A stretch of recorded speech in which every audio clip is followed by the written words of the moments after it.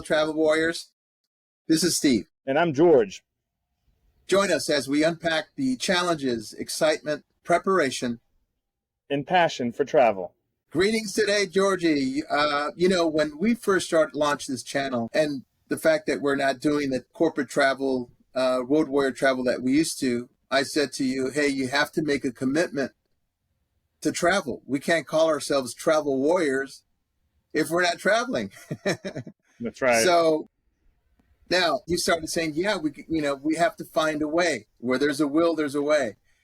And so you found it, and I think you hit it out of the park. I didn't expect you to literally get on a plane and travel across the world for our channel, but it shows the commitment, and I'm proud of you. Tell us where you are on location. Well, I'm here in Brazil.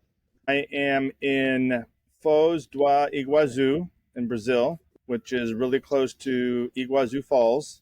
As we've discussed before, I'm on this quest to visit all 14 wonders of the world, right? The 7 natural wonders and the man-made wonders. And so I'm here in Brazil. First, the falls. Victoria Falls in Africa is on the list, but people here have Iguazu Falls on the list. So it's often been called the 8th wonder of the world. But anyways, it was fantastic. Also from here, I'm traveling actually tonight to Rio, because in Rio they have 2 of them. They have the harbor, the bay itself as one of the natural wonders, and the Christ the Redeemer up on the mountain as one of the man-made ones. So from here tonight, I will be going to Rio, and I'm just super pumped. It's been on the radar for a few years. I've sort of figured out that around April, May is a good time to come. You can get pretty good flights, from Florida, and to come down to South America. And it's been a fantastic trip so far. And you are solo. This is a solo trip, right? It is. Zoraida is not with me, so it is kind of sad. One of the reasons that she didn't feel safe going to Rio. So she would have been here if it was just this trip. So it's been a little bit different going by myself, not the same. Sure. I've kidded around with you a little bit. I'm good at planning, getting us to the destination and back and everything between, but like carrying the money, all the snacks on the plane, the passport, she took care of all of that stuff. So I was having to do extra duty, so to speak. But the trip started on Wednesday. I left Tulsa, flew down to Miami. I'm also on a quest to see all of the major league ballparks. So I did get to see the ballpark in Miami.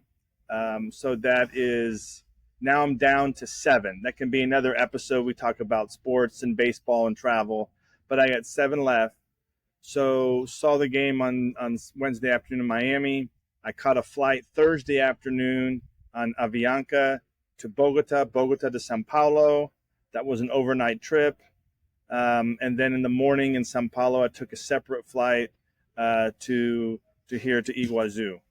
And so I got here to the hotel around noon on Friday, and I'm staying at the DoubleTree Hotel here. It's a fantastic property. This is where I'm at.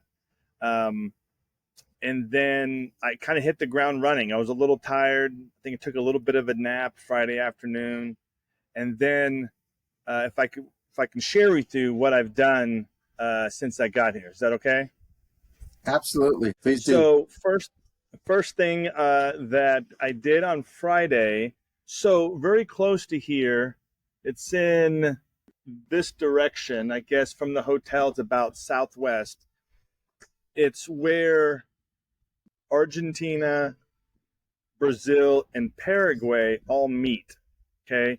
The Iguazu River runs into the, if I say it right, Paraná, I'm not pronouncing it right. I had it down earlier, river. And so there's a place there called Marco das Tres Fronteiras. So Marco of the Three Frontiers, I believe. And so It's like $10 to get in. They have it's a pretty neat place. They have some souvenir shops and stuff, the history, and then they have a show, like a dance show or a night show. And I didn't give it much thought. I was there, to see the river and take some pictures and see a show, Steve. And because the website didn't really give it, like, build it up, so the show starts and people gather around the there, and I'll put this in the description. I'll send some photos and a link, and so the dancers come out in the first part of the show, maybe the first 15 minutes. I was like, it's okay, nice. They're in costumes. I don't understand what they're saying. The MC, they're speaking Portuguese or Spanish, and but I would say the last hour and a half was unbelievable. The changing out of the costumes, the dancing, the performing. There was about, I think, 7 or 8 female dancers and 7 or 8 male dancers. And it went all the way until 9 p.m. I do recommend that if you come down here. It kind of blew me away, blew my expectations away. Like I said, started out kind of slow, but it was fantastic show. I recommend that to anybody that comes here. That was Friday. Came back. And so Saturday was going to Iguazu on the Argentina side, and then Sunday was going to Iguazu Falls on the Brazil side. So I did do some reading, watched some YouTube videos, and read some blogs, and Steve, they kind of tell you that the Argentina side is a little bit better, more stuff to do than the Brazil side. So I'll tell you, because I'm transparent. Even though, Steve, you and I have traveled all around the world, we've traveled. Hey, I still goof up on things, and and I'll just back up before I get into the Iguazu. One of the things is I do plan a lot ahead. And there was one trip, and I was trying to remember what trip it was, that I had planned it out so much to, like, almost every minute of the day, that by the time I got on that trip, there was no surprises. It was actually boring. I knew everything. And part of traveling is to experience stuff. I mean, yeah, you want to do your homework, but the other part is, hey, if you mess up on something or you didn't know about something, as part of the adventure. And so I do my homework on it, but on some other stuff, I was like, hey, I'll just figure it out when I get there. So, Zoraida and I will do tours of some things, and other stuff, we'll just take an Uber or a taxi, drop us off at the front door, and we'll figure it out from there. So that was my mindset. I'll just get in an Uber, get to the front gate. I really don't need a tour. It's waterfalls. Get on my phone. I'm here at the hotel. I get up early. I have tickets. I got tickets online the night before for 8:30 in the morning, entry time, and get on the app and where am I going? Iguazu Falls. It takes me. The Uber comes and picks me up, and takes me to the Brazil side. Wow. I'm there at 8:30, and I'm like, oh my gosh. So a guy is fantastic. A gentleman there got me in a taxi, and he's like, you cannot take an Uber over into Argentina. You just can't do it. So, and I sort of remember reading that somewhere, like, you just can't do it. So this guy was real nice and taxied me, took me over, and of course I had my passport. Like, I did that right, because of course I was going into Argentina. And probably 30 minutes. He charged me about $40. I deserved it. Either way, whatever the price was going to be, it was going to be. Otherwise, it was some bus that I had to wait an hour to take me to the border, and then somehow get across the border and take another bus. That would have been probably 2 hours, 3 hours. Right. So paid the taxi $40, took me across, and he was so nice. because at first, because I want everything on a discount, I wanted to do it as cheap as possible. And then I got thinking as I was getting there, is that I'm going to have to find a bus to take me back over to the town, which is Puerto Iguazu on the Argentina side, and then somehow get across the border and all this. And I was like, I'm not doing that. What would Steve do? I was thinking, what would Steve do? Steve's going to ask the taxi to come back at 4:30 and take him back over. So that's what I did, right? Yeah, And awesome. what I wasn't expecting was him to say, "Oh, I'll wait here. It's too difficult to go all the way back." And so we did the WhatsApp thing. I set a time of 4:30 and did the park. And when I was done at around 4:15, he was out there waiting for me. It was fantastic and took me back to here to the hotel. But the falls itself, Steve, was unbelievable. Hey, we're back. We had a little technical difficulty. We were recording outside at the hotel here by the pool area, but we, like I said, had some technical difficulties. I had to move back inside.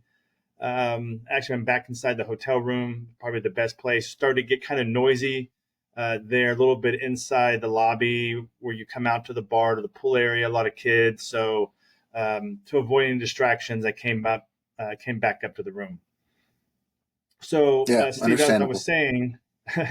as I was saying, I think where I left off was just going to the park, right? So I did the biggest dumb thing. You're not supposed to, you don't take an Uber across the border.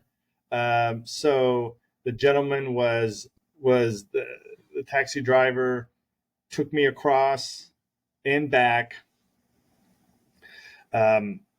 Which was great because I started thinking, what would Steve do, right? We talked about it. What would Steve do the most convenient way? It was going to cost you a little extra money. It's going to cost you a little extra money. So I didn't want to get stuck over there, especially if I was coming out of the park late and it got dark and I missed a bus. I don't speak Portuguese. I don't speak Spanish. And then I'm in, sort of trouble trying to get back across.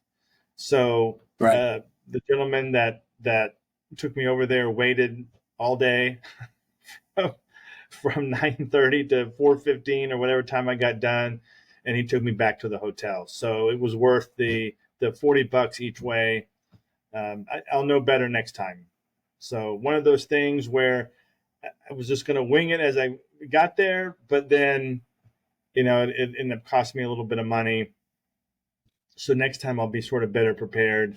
But I did talk to a couple yesterday when I was leaving on the Brazilian side that they hired a driver themselves for them, so it's not easy crossing borders. So to the park itself on Saturday, it was hot and humid. I think it was like in the low 90s with the heat index over 100. Wow. I put a lot of steps in it was actually over 22,000 steps. A lot of great hikes, hiking trails you can do, the lower and the upper falls, and there's some other ones. The only thing, everything was fantastic, except sort of the crown jewel of the waterfall, as they call it, the Devil's Throat. But we couldn't access going across that because of some heavy floods back in October, November that wiped away sort of the walking bridge. So you couldn't go up to that part of it. You could see it in the distance from the Argentina side, but you couldn't get that trail. So it was a little disappointing because nowhere I remember reading that wasn't accessible, that it's out. You couldn't do it. So right. Excuse me. Yeah, I have a question for you, George, real quick. Yeah. I've been to Niagara Falls and I've been to Multnomah Falls. I think those are the only two falls I've been to. And the Multnomah Falls, if people don't recognize that name, is in Portland, Oregon, and it's very, very beautiful. Highly recommend it if you're in that area. I went there with you for the first time. That's right. You took me there back in 2005. And we went several times afterwards, and it was always a nice group activity. And they have that restaurant down below, and you can get a hot coffee or whatever, because Oregon temperatures can be kind of cool. Now, the Niagara Falls trip that I did, I remember seeing they had like a small boat with people with those ponchos, those see-through ponchos, and is there something similar to that at these falls? Yeah, I think the one in Niagara was called Maid of the Mist. That's right. Uh, yeah, Brenda Ellis and Yeah. I did that in Oh, 2006. oh, It cool. was we were drenched. They do have that. My plan was to do it on Saturday on the Argentina side, um, but I walked and hiked so much, and I ended up doing this extra hike that took a lot longer. It was end up being 7 kilometers round trip, not what I was expecting. And so by the time I got done, it was like 4 o'clock, 4:15. So I had to meet the gentleman that was waiting for me. So then I decided to do it on the Brazil side on Sunday. Mm-hmm. So just the park itself, and I'll have pictures in the description, links, and for those that never been there or just seen it in picture, it just doesn't do it justice. You just have to see it. It's just not one waterfall; it's many waterfalls, and it's just unbelievable. It is a sight to behold to see it. So that was Saturday. So Sunday, I had the Brazil side already down, right? Since I went there Saturday morning. So I got the Uber, took me to the Brazil side, and guess what? I saw that same taxi driver from the day before was there. He came up to Oh, how me and interesting. kind of gave me a fist bump, Yeah. and so he asked me if I I hope you wanted to tipped him do, well. yeah, and he asked me if I wanted to do they have different, like a safari and a boat tour, zip lining, rappelling. They have different ones. So I wanted to do the Right. safari and boat tour. So that one cost about in dollars about $78. The cost itself to get into the park on the Brazil side, because it fluctuates, it costs about 21, $22. On the Brazil side, it was like $20 for someone that's not from Brazil or Argentina or Paraguay. So if you're local, deep discount. If you're foreign, they charge you the full price. And George, So how is the exchange from the USD to the Brazilian currency? Brazil, it's like $1 to 5 reals if I'm pronouncing it right. 1 to 5. Hmm. If it's 10, it's $2. If it's 50, Is it a it's good? five Is bucks. it a very? Is it kind of like close to parity, or is it? Or do we have the edge on the value I, on the no, side? it's no, it's no, it's about right. Like It's we would about right. pay. I mean, Yeah. maybe Eh, I think if this park was in the U.S., it would be 25 to $30 to get in. But food, like a hamburger and fries and a drink is like $13 to $15. I mean, yeah. it's I comparable I to. I think to get into our national parks, it's I think they charge like $30 a car. Um, I'm a veteran, so I get into all the U.S. state national parks for free. But yeah, that would be about right, $30. Let me ask you. Let Mhm. me just digress for a minute because I'm very curious, and some of our audience, the hotel, which I'm sure you're going to have a link to. What is the nightly rate with tax, and did you get to see the availability of using points, Hilton points for it? What does it come out? Good question. So when we do, I'll also go over this during our I want to do a review of this hotel, so we can go over that too. I use Yes. points for this day, so it Okay. was 30,000 points a night. So I wrestled with. I stay here 3 nights, so 30,000 points is 90,000. Hmm. If you stay 4 nights, right? If you stay 4 nights, then you get your fifth night free. So it's either I stay for 3 nights or you stay for 5 nights. And so I wrestled. I didn't think staying 5 nights on such a limited time I think it would have been too long. So 3 nights is fine. Again, 30,000. I did look at rates for this week, and the only thing that came up with me were like two queen beds, and it was about around 130, 140 bucks a night for the So room. there's actually great value, I think, at 30,000 Mm-hmm. points, because you're in a DoubleTree in the U.S. That would be probably a minimum of about 40,000 Hilton Honor points to stay at.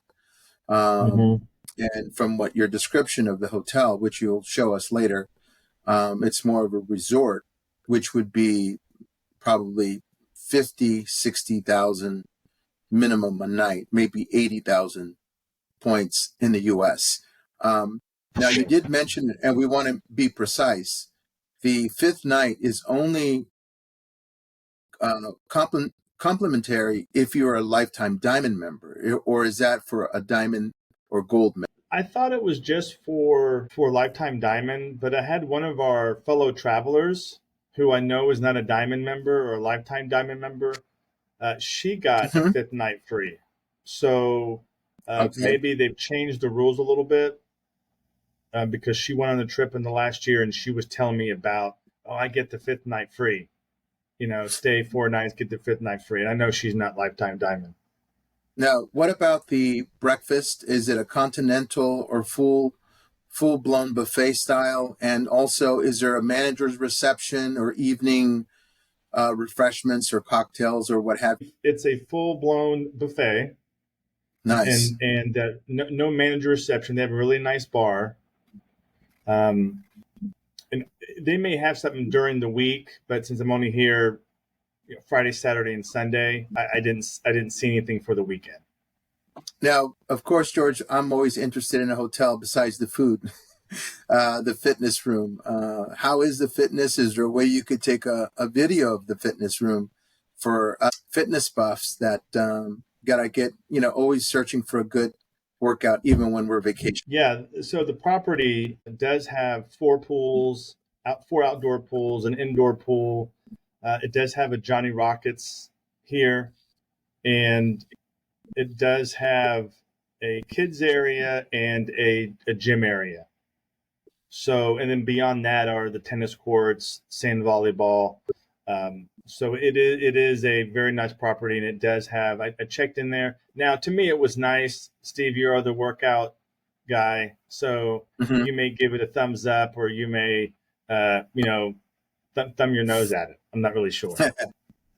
Yeah. Well, I think in the last few years, hotels have been doing a better job of kind of upgrading their fitness rooms. Actually, I've been really shocked at some of them, and I did take a small, short video of the fitness room at the Intercontinental Presidente in Mexico City, where we stayed recently, and it was really nice. I mean, it had everything to get a power workout. So going back to the second day of the fall, so on Sunday, so we're on the Brazil side. So Saturday, Argentina side, hot and muggy. On the Brazil side on Sunday, the weather changed. It was colder. Temperatures were in the low 70s and heavy rains, especially in the morning. Mm-hmm. So the walking trail on the Brazilian side is a lot shorter. So on the Argentina side of the falls, you start at the bottom of the falls. That's where kind of the starting point is. Then you work your way up. On the Brazil side, you start at the top and you work your way down. In stuff that I read, it was never sort of explained that way. So when I on the Argentina side, when I was seeing the map, I'm thinking I'm starting at the top. But the whole time we were at the bottom. I was so turned around at the beginning. On the Brazil side, it's about a 30-minute one-way walk, sort of kind of cascading down, and you reach the sort of that side, the opposite side of the falls where the Devil's Throat is, and you get some unbelievable views. But picture it in a driving rainstorm. I mean, I was holding my phone. My hat was about to fly off. I had a little rinky-dink poncho that I bought for $2 that didn't even make it 2 hours. I was soaking wet. It was fantastic. Everyone was having a great time. You didn't see anybody upset. guys, girls, laughing, having a good time. It was, I mean, you're going to a waterfall, right? You expect to get wet. It just happened to be, sideways rain for a few hours. So after it stopped around lunchtime, I had to kind of dry off. I had to dry off my phone. I couldn't get it to connect to my power bank because I had moisture, so I had to let it dry out for an hour. By that time, the rains had stopped. Still cloudy, but then I ended up walking the trail back. So going back and then kind of retaking pictures minus the rain. And so that was fantastic. And then after that, I headed down to where the safari and the boat was, where you do that tour. I did that around 4:15, right before closing time, and that was great. We went through the woods, learned about some trees, some animals, got on a boat, and they took us not directly into the main falls, or you'd probably get crushed, but some secondary falls, and it just takes you right underneath there. It was great. So I even bought one of those videos for $20. I had the pictures and the video of everybody in the boat, and Sure. it's hilarious. It's just funny because you just like you're having a waterfall come down on you. So it was a great What experience. a beautiful setting. And then our group was the last ones in the park. We were the last ones out. We didn't get done until after 6:30 and headed back to the hotel. So that was my Sunday. And then today, Stevie, as we talked about, I went over, took an Uber to cross. They dropped me off to cross from Brazil over to Paraguay. So I did that, and I was a little disappointed because the stuff that I read, you have to go through customs, get your passport stamped. I was all excited to get my passport stamped from Paraguay. Nothing.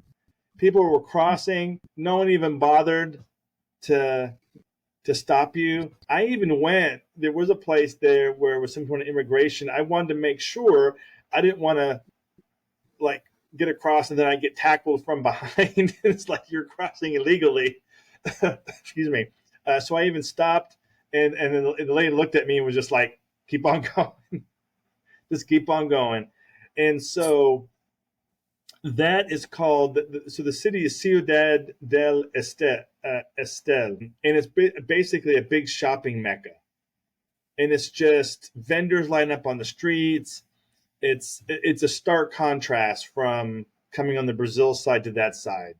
People, motorcycles, mopeds, honking horns, people coming up to you wanting to sell you electronics and all sorts of stuff. It was jackets. We've been to many places around the world. That's how it was. And I walked around probably half a mile up, went into a few stores, went across the street, came back down, went to a few stores, and I'm out of here. So at least I say I've been into Paraguay. So Paraguay, Argentina, and also Brazil, 3 countries that I got to see. And tonight I'm off to Rio. I got to catch a plane. I'm so jealous. It's been a fabulous trip from Friday getting here to seeing the Marcos das Tres Fronteiras, to the falls on the Argentina side, the Brazil side, and even going across into Paraguay today. I couldn't ask for a better time. And that's all I have, Stevie. I hope if whoever's gone on this trip before, please leave comments. Tell us about your trip down here. I would go again with Zoraida. I've already told her we'll come here just for this trip. If we go down to Buenos Aires or something, we'll come up here, take a quick flight. We'd love to hear from our audience who's been here, their experience of the falls, good and bad, but it is unbelievable. It should be one of the 8, 7, 8, 9 wonders of the world. It's nothing like I've ever seen. What I want to tell our audience is that, this channel really is just barely underway. And one of the things that we definitely want to do is share some videos and pictures and a photo album of a lot of our trips. And so we're working on that. And so I just want to say, George, that I'm really proud of you because I said, hey, George, you're going to have to travel, and right off the bat, you killed it with, you killed it with this trip. So very, very, very grateful to you and happy for you at the same time. I know the adrenaline, the excitement, again, the preparation, the challenges, we don't say that just because they're, Phil, these are things that we all have to deal with. Getting back home eventually, when you look back and you reflect the trips, they're so meaningful to us and they're priceless to us, especially when you have experiences like that you've shared with us. So hopefully we'll have a wrap up episode, George, and you can kind of give us a tour of the hotel. And I'd like to see that fitness room and safe travels tonight to Rio. Wow, I wish I was on that plane tonight. And so thank you for joining us, join our ever-growing community of travel warriors, and let's continue this journey together. Don't forget to hit the subscribe button and ring that notification bell to stay updated on our latest episodes. Until next time, safe travels.